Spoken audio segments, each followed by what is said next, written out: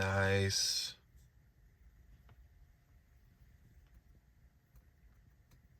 That's nice.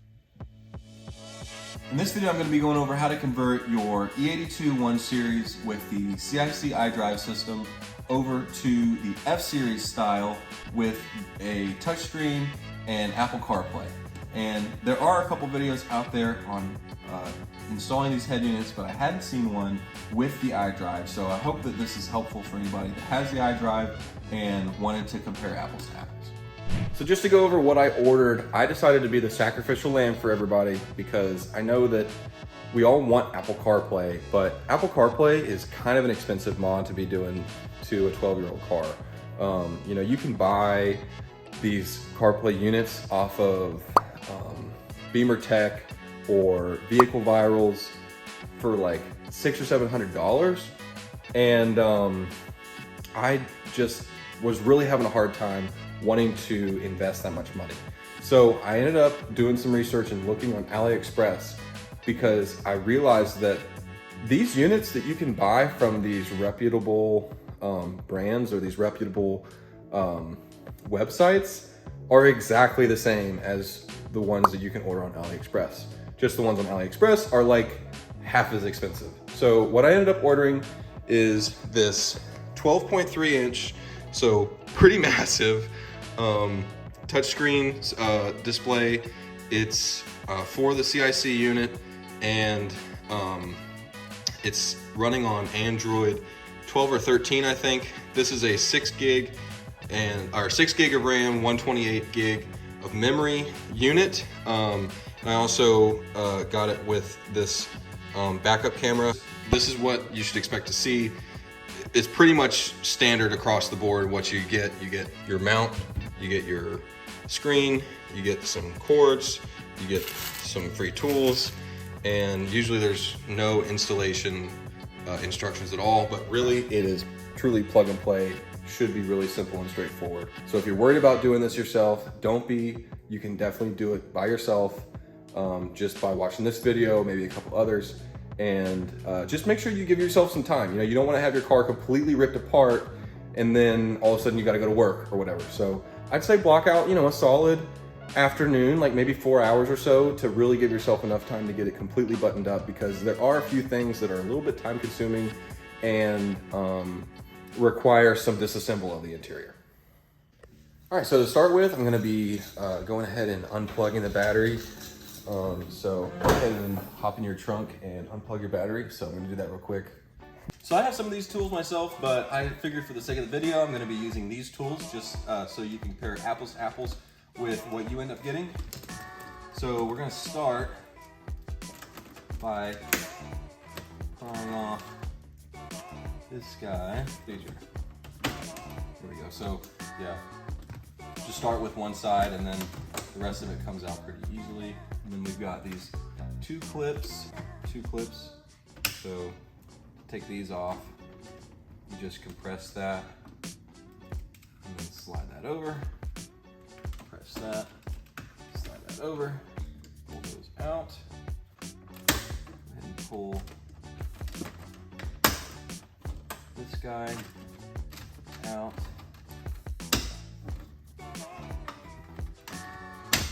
There we go. And then there's going to be 4 Phillips head screws. So I was expecting it to be like T25 or something, but these are actually Phillips head.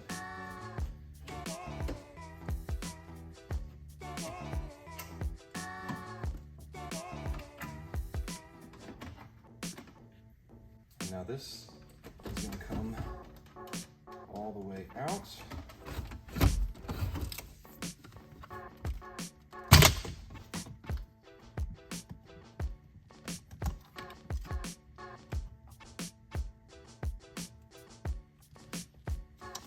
So I went ahead and removed the boot, and you just do that by pulling straight up on it pretty firmly and then undoing these two. So now with that, I should be able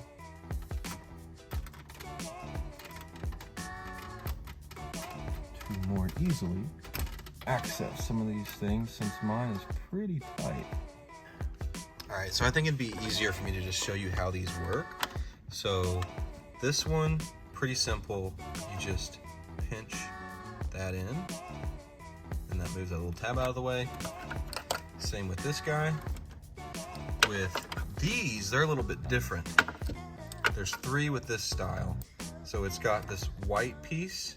So what you want to do is slide the white piece up, and then you actually pinch it in. See how it's moving that tab? It's moving that tab on the inside.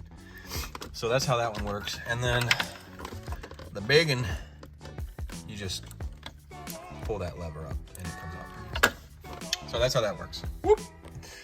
All right, now next thing is to get the screen out. So I'm gonna go ahead and pry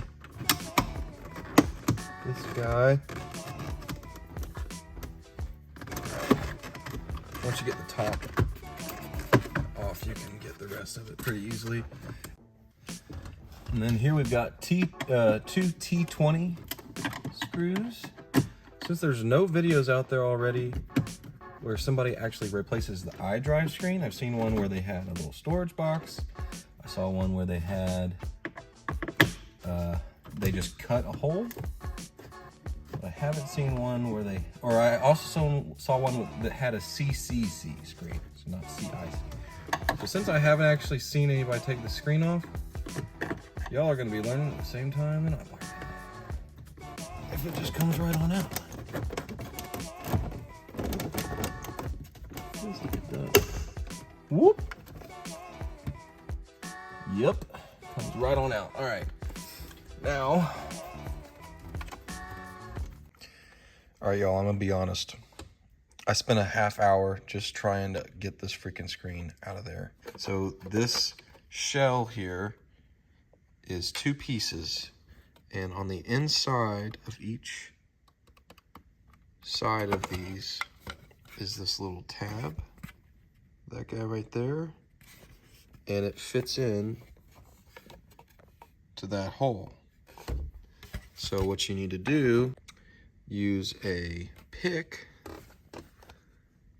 and pry on the inside, and at the same time pull down, and then it'll pop out. Right. With that done, you can easily get to this clip right here where you pinch and pull it out.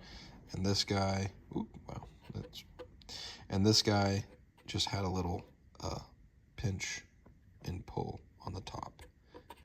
I don't know if you can tell, but I'm running out of energy. This thing is kicking my butt, to be honest. Doesn't help that there's not really any good videos out there already, so I really hope that this video helps you guys. So now comes the fun part. You get to actually install the new head unit and see how beautiful it looks. So I'm really excited.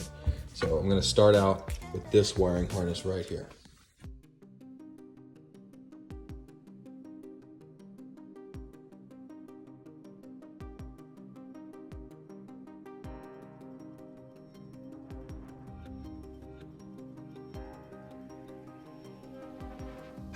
Now comes the fun process of plugging all of this stuff back in. So I'm just going to start with the big one. There we go.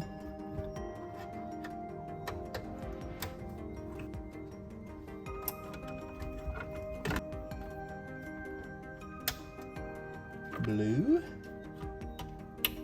pink,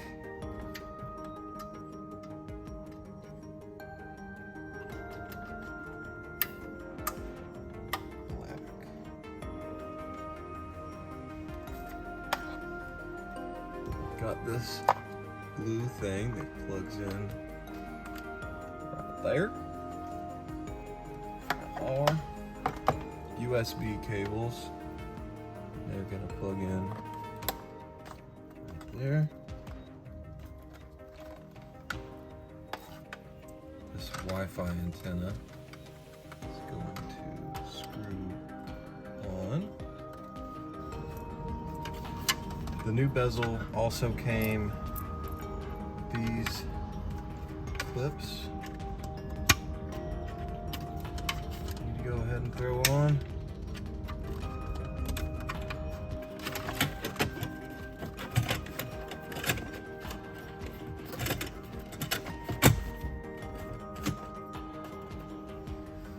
connects this white connector right there.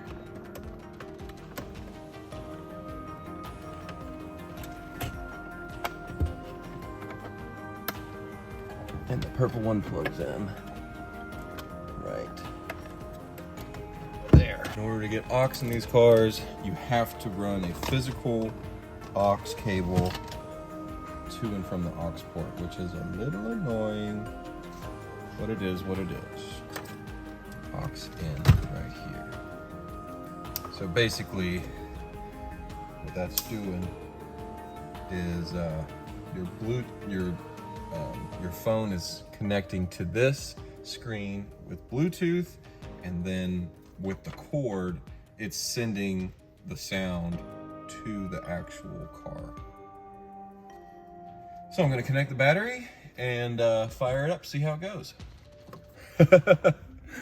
Oh my. I was like, bruh. Yeah, so I saw that the settings need to be changed for iDrive to show up correctly.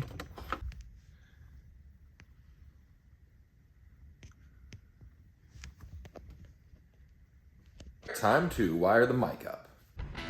All right, so this is the finished product here. So the wire is behind this trim, and then you just peel back the rubber molding, and it's all the way down, and then that goes through there, and then there's a bunch extra, so I just bundled that up and I'm leaving that there. I feel like that's the most out of the way, and then threaded it through there, and it's a lot easier if you have a clothes hanger or some sort of strong wire that you can attach that to. So onto the rear view camera. I did decide to go ahead and make the reverse camera wiring portion of the video a separate video, which I will link in the description, because this video is just getting a little bit long, and that took me about 5 or 6 minutes to explain. So go ahead and check out the description if you're interested in that video. All right, so I haven't seen anybody outline exactly how they did the aux cord, and I don't know if this is the best way, but this is the best way that I could figure out right now. And so obviously it plugs in at the port, pull up on the back of this boot and it'll come off pretty easily. Then you wire that through here, and then it connects in between the iDrive trim and the boot. And then from there, there's like a little gap that you can't quite see on camera, but it was there. Like, I could see daylight.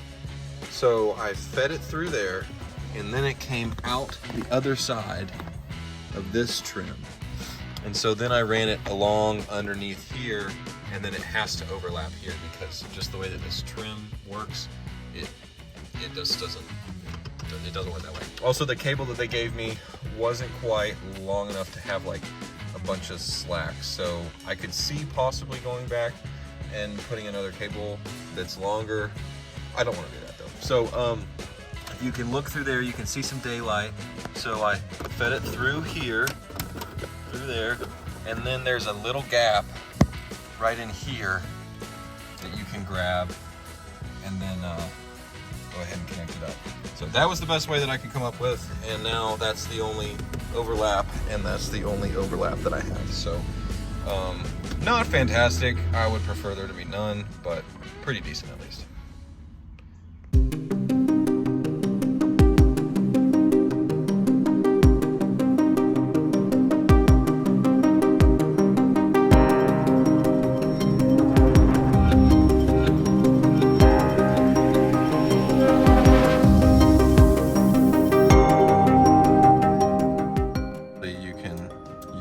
iDrive controller to navigate all of this, which is pretty cool. And then if you hit menu, it goes to the actual Android menu. So this is the menu of the unit itself. And then from here, you can also do music. You can also show some cool gauges, which is kind of interesting. And you also can access all of the apps that you want to download onto the unit itself. If you still want to use the OEM iDrive, you hold down on the menu button for 5 seconds, and then here's iDrive. So it all still works just like factory. Please let me know if you have any questions about the install and the experiences I've had since. It's been probably about 3-4 weeks since I actually installed it. So I'd be happy to give you some feedback as to what I've thought about it. And let me know if this is something that you would actually consider doing in your car. But thanks for watching, and I'll see you in the next one.